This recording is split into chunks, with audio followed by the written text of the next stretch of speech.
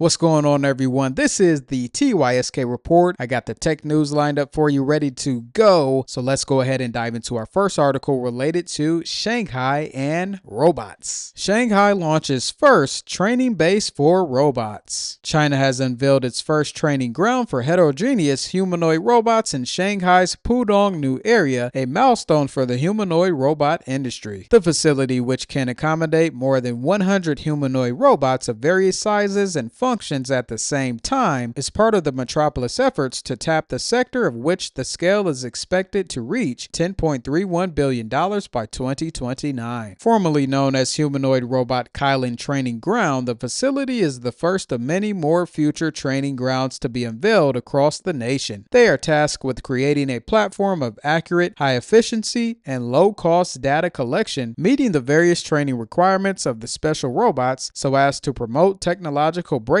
in application of humanoid robots. Without building redundant similar projects, the training ground will effectively reduce investment costs of developing humanoid intelligence technology, said Zhu Bin. Taking up an area of 4,600 square meters, the training ground currently holds more than 100 humanoid robots receiving on-the-spot training under 10 scenarios. And according to other Chinese online media outlets, the facility plans to train 1,000 general-purpose robots at once by 2027. Regarded as a key technology to solve the aging problem, humanoid robots will be integrated with other technologies, including embodied intelligence and autonomous driving, to form a new scientific research paradigm. Alright, so it looks like China is moving full head of steam in relation to humanoid robots, and with this training base, it could be a very key part in giving them the opportunity to make their robots more efficient than all the other humanoid robots that companies are building out in other countries across the world. A training facility that's going to give the opportunity for robots to learn amongst one another. That's going to be a very huge thing that could give China an edge over everyone else. They also talked about how they're going to build out even more of these training facilities for robots out in Shanghai and other parts of China. So things could get very interesting within the humanoid robot space. Let's move on to the next article. Primec AI improves Hytron cleaning robot performance with NVIDIA tech. Primec AI PTE Ltd. last week said it had integrated an NVIDIA system on module, or SOM, in its latest Hytron bathroom cleaning robot. The Singapore-based company said this enhancement demonstrates its commitment to using cutting-edge technology to refine and advance its robotics offerings. The Hytron mobile manipulator is designed to clean bathrooms in airports, hospitals, hotels, shopping malls, and office buildings. It uses artificial intelligence to navigate tight spaces and conduct multiple tests, according to Primec. The service robot completed its first commercial trials in September 2024, and the company said it received positive customer feedback. The new Hytron model incorporates NVIDIA Jetson's Orin Super, an SOM designed for robust edge AI robotics applications. Thanks to its compact size and AI capabilities, the SOM is energy efficient and provides superior processing at the edge. Last month, Primec signed a memorandum of understanding with Golden Rim Investment Ltd., which owns 3 hotels in Japan with about 260 rooms. The MOU provides for the pilot deployment of Hytron in hotels in Hakata, Kagoshima, and Sapporo. The global cleaning market is projected to reach approximately $74 billion this year, and it plans to launch Hytron in Singapore, Hong Kong, and Dubai this year. Alright, so that's just some of the latest news related to robotics outside of humanoid robots, and it looks like this cleaning robot is doing a pretty okay job. I do wonder if this robot is actually making things as clean as it could be if a person were cleaning that bathroom. But also, as stated before, I said that the year of 2025 was going to be a lot of different testing and utilization of technology. I believe throughout this year, beyond those different places that the Hytron robot is supposed to be, there are going to be other places where this cleaning robot is going to be doing the cleaning and taking that place of what a person would do, giving it more exposure to show other companies that it has the ability to clean different spaces efficiently. Also, this is another company integrating the NVIDIA technology, so it looks like NVIDIA is going to be integrated into a lot of different robots, and I wonder how that's going to affect the companies that might not want to utilize NVIDIA's technology for their robots. Let's move on to the next article talking about immersive training. WeArt and Maze partner to drive immersive training adoption and innovation. WeArt initiated a working relationship with Maze, a company connecting connecting modern businesses with innovative technology vendors. The duo deployed realistic digital training tools to Maze deep client lists. Maze aims to secure its clients with immersive tools that help train staff safely when they practice procedures, assess risk, and test skills virtually. Maze is choosing to leverage the WeArt Touch Diver G1 haptic device to bridge that digital technology gap for businesses due to the product's user responsiveness, immediacy, and accuracy. Maze calls these Touch Diver G1 capabilities non-negotiable. When it comes to virtual reality and real-time in general, we still rely heavily on physical joysticks as integration tools. Over the years, we've observed that while these devices are highly effective for experienced users, they often present a challenge for newcomers. This leads to unnatural movements and interactions which can skew simulation results. Moreover, with the transition from controllers to haptic gloves comes increased immersion and control over an environment. As the digital training sector moves towards hand tracking and haptic gloves, the need for controllers and their difficulty of worker VR hardware familiarity will decrease. This transition can help change executives' perceptions of gaming and build confidence around XR in the workplace as a serious tool. So it's not often that I bring you news related to haptic technology, but I believe it's going to be a very crucial part into expanding and growing and transforming the immersive spaces that people interact with, not only personally, but professionally. And also with those haptic gloves, I think over time it could get to a point where they might get slimmer, the technology gets better, and then people could just slip them on with their virtual reality headsets and play those different games or shake hands with people and do all types of interesting things. Even though we hear about the virtual reality space, how different games come out, how companies want to implement different use cases, and also how other articles talk about how it's not doing well, I think over time it's going to grow and things could really change with the integration of this haptic technology. Let's move on to the next article talking about surgical robots. Intuitive Surgical to expand to new European countries. Intuitive Surgical Operations this week announced that it plans to establish a direct presence in Italy, Spain, and Portugal. The surgical robotics leader also plans to expand into Malta, San Marino, and associated territories by acquiring the distributors of its Da Vinci and Ion systems in those countries. Intuitive entered into an agreement with current distributors Abmedica, Abex, Excellencia Robotica, and their affiliates. Subject to regulatory approvals, the agreement would enable the company to purchase those distributors' businesses related to its products. Once the company closes the deal, it will wholly own the Da Vinci and Ion business of 3 distributors. It plans to integrate business operations into its European commercial and marketing organization. It also reported 17% growth in worldwide Da Vinci assisted procedures in 2024. For the fourth quarter of 2024, that growth totaled 18%. Intuitive Surgical said it anticipates 13 to 16% procedure volume growth for Da Vinci in 2025 as well. So that's just a surgical robot update, and there are other companies who have this type of technology who are also doing very well and using them to perform procedures and finding that they are very efficient and precise, and also gives them the opportunity to complete that surgery in a quicker time than they would without these tools. So as time moves along, this technology is going to continue to be integrated. The healthcare space is really embracing utilizing robots to enhance what they do on a day-to-day basis, but also the people's lives that they're helping. And with time, I think my prediction of that robotic hospital is going to come. It might not come this year in 2025. It could come in 2026 or 2027, but I do believe that it is going to come. Let's move on to the next article. AI-powered cameras deployed to catch parking violations at bus stops. Sacramento Regional Transit District and the City of Sacramento have deployed AI-powered cameras on buses to enforce parking regulations at bus stops throughout the city. Unauthorized parking in bus stops can pose safety risk for bus travelers and SAC-RT employees, as well as barriers for people with disabilities and mobility challenges. To tackle the problem, California transit agencies now have the authority to use forward-facing cameras to enforce parking restrictions in transit-only lanes in designated transit zones. Buses equipped with AI-powered cameras could detect and record instances of unauthorized parking in the city's bus stops. When a violation occurs, the system could capture a short video and a photo of the vehicle's license plate, as well as the exact time and location of the incident. According to CEO Henry Lee, this program will help improve accessibility for all riders, especially those with mobility needs, while keeping our transit service reliable and on schedule. All right, so with this technology, personally, I do believe that this is just an introduction to get to a point where it's going to be utilized to dish out tickets in relation to other types of violations or even crimes in general. As the technology continues to get better, it could detect your face at some point and mail you a ticket the next day or even same day if the technology gets even better. So I do think it's getting people familiar with the technology if it's not already implemented. With these stories, I do believe that it's introducing people here in the US to a world where even more cameras and more AI technology is going to be following us and tracking us on a day-to-day basis. So we shall see what happens with this next, and I'll make sure to keep you updated if any other news or information arises related to AI-powered cameras. Now let's go ahead and talk about GM doing something that they shouldn't have done. General Motors banned from selling driving data. General Motors and its OnStar subsidiary have been banned from selling customer driving behavior and geolocation data in the United States for 5 years. The measure was announced in a statement by the Federal Trade Commission, which said it had acted amid allegations that GM had collected, used, and sold information from millions of vehicles without adequately notifying consumers and obtaining their affirmative consent. This data, which covered specifics such as journey lengths and how cars were driven, could be used to set insurance premiums. This data, which covers specifics such as journey lengths and how cars were driven, down to the instances of hard braking and extreme acceleration, could be used to set insurance premiums. This resulted in some customers receiving higher than expected premiums without knowing why. Under the FTC's proposed order, which will be ratified by a court, GM cannot now disclose data to consumer-facing agencies and must gain consent from consumers prior to collection, allowing consumers to obtain and delete their data, and allow consumers to limit data collection. All right, so if you have a GM vehicle or one of the vehicles under their brand, and you found that your insurance premiums were going up, this is probably why. But companies have been doing this when it comes to selling the data that we provide to them with the vehicles that we have and also the phones and devices that we have. Something like this is nothing new, but I do wonder, as technology continues to grow, is selling this data going to have a bigger impact in the future where technology is more advanced and also bad actors could possibly find their way in being more knowledgeable about how to take advantage of that data. So that's just some of the latest news when it comes to the world of technology. I hope you enjoyed the video, and to continue to stay informed, like the video, subscribe, and then check out these 2 videos right here. Let me know what you think down in the comment sections below, and stay tuned for the next